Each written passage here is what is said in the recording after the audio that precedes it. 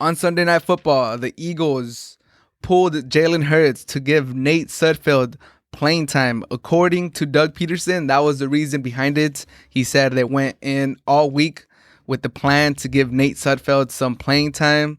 I mean, if you believe Doug Peterson, that's up to you. Myself, I do not believe him. I think that's cap. I think he's lying. I don't think that was the motive behind it. I think there's two main reasons for why he did this. Number one, draft position. The Eagles were out of the playoff race. There was no benefit for the Eagles to win that game other than to just stick it to the Washington football team to eliminate them from the playoffs. Other than that, if they won, they would have been the 9th overall pick. If they lost, now they're the 6th overall pick. So logistically, it makes sense. Like it benefits them to lose. Now you're the 6th overall pick, and that pick is worth a whole lot more than the 9th picks, especially in the top 10, especially in the top 5. But in the top 10, they're still worth a lot more from 6th to 9th. If you would have gone from like 17th to like 14th, that's not so much of value. But going from 9 to 6, that's a lot of value. So I think that's one of the reasons why Jalen Hurts was pulled instead of Nate Sudfeld. It was just tanking, basically trying to get a better draft position. Jalen Hurts would have given them a better chance to actually get the win. You put Nate Sudfeld. We all saw what Nate Sudfeld did. He's not a legit NFL quarterback. We all saw it. Once you put Nate Sudfeld, the game was basically over. There was no way the Eagles were going to come back in that game. The second reasoning, and I think the main reasoning for why Jalen Hurts got benched, is because the Eagles as an organization, Doug Peterson as the coach, were not ready to move on from Wentz. If the Eagles play Jalen Hurts the whole game, if they let him have the fourth quarter, it's a primetime game. It's the last game of the season. Everybody's watching. There's a lot at stake.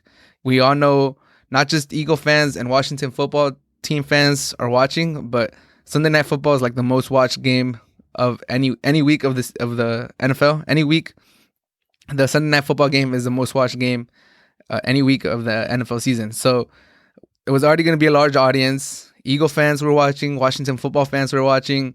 Giants fans were watching because if the Washington football team lost, the Giants were in. So you know Giants fans were watching. And then I'm pretty sure Tampa Bay fans were watching. They wanted to see who they're playing. So there's just a big audience. Sunday Night Football, prime time. It was a big, big stage. And if Jalen Hurts pulls off the upset, if he brings the Eagles back, eliminates the Washington football team, then it puts a lot of pressure on Philadelphia, on the Eagles, to make Jalen Hurts the starting quarterback going into camp, going into 2021 season. It kind of closes the book on Wentz being the starter, being the quarterback for the Eagles. And it kind of kills Wentz trade value too, because then now you know that Wentz has no future with the Eagles. You could offer the Eagles pennies for the dollar. And I think the Eagles didn't want that to happen. I think they want to go into 2021 with the full open quarterback competition, whether it's Jalen Hurts, whether it's Wentz. They want them to battle out and see who comes out on top. If Jalen Hurts plays the fourth quarter against Washington football team and he leads them down the field and he gets the comeback win and he eliminates them from the playoffs on primetime Sunday Night Football, last game of the season, then that's it. He's the starting quarterback. You got to move on. There's no going back. Philly fans will kill you. They'll blow up social media. They'll be calling for people's heads if he doesn't get the start. Now, since they did this, it's easier to go into 2021 with the quarterback competition. So I think those were the two main reasons. I don't think the Eagles did it because they hate the Giants more than they hate the Washington football team. I don't think the Giants were ever in their mind. I don't think they did that like, oh, we could win, but I hate the Giants so much that I'm gonna lose just to stick it to them. I don't think that ever crossed their mind. That was not one of their motives. It was to, get a higher position on the draft, 6th overall pick, and to not close the book on Wentz. There's a lot of money tied to him. He has shown flashes, so maybe Doug Peterson, maybe the Eagles organization still has a lot of hope for him. And, now they get to keep a little bit of his trade value, if it's even possible to trade him with that contract, but he keeps a little bit of trade value. and you're able to go into 2021 with a full-fledged quarterback competition instead of just handing it to Jalen Hurts if he pulls up the upset. But I would like to say that I think the Giants players handled this in the wrong position. Like, this was already like a bizarre situation, and everybody was like, "Oh my God, what are the Eagles doing on Sunday Night Football, the last game of the season?" Chris Collinsworth was talking about it too, that he would have a hard time doing the same thing that the Eagles did. But the Giants players' reactions, I get it. They were trying to go to the playoffs, but they were like, they were calling out the Eagles, saying like, "What's going on? How could you do this?" Joe Judge was talking after the game, talking to the media, saying that as long as he's the coach for the Giants, he would never disrespect the league or football like that. That they would always play to win. And I mean, Giants players and Joe Judge went on rants saying that like they were just trying to belittle the Eagles for what they did. I had a gripe with that. Like, Giants, you're 6-10. All right, you're not missing the playoffs because you went 9-7, 10-6. You're 6-10.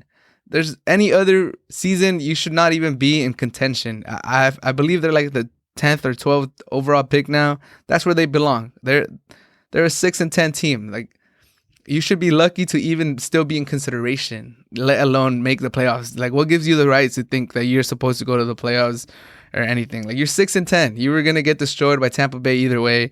Now you get to have an early pick.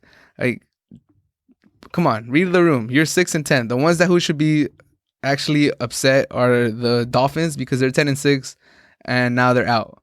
But you're 6-10. You had multiple chances. You're in the worst division in the NFL, and now you don't get to go to the playoffs. But you shouldn't even be in contention. You're 6-10. So you would have disrespected the league if you would have made the playoffs at 6-10. 7-9, it's bad, but it's been done before. So all right, whatever. 7-9, 6-10. If there would have been a 6-10 playoff team, that would have looked so much worse.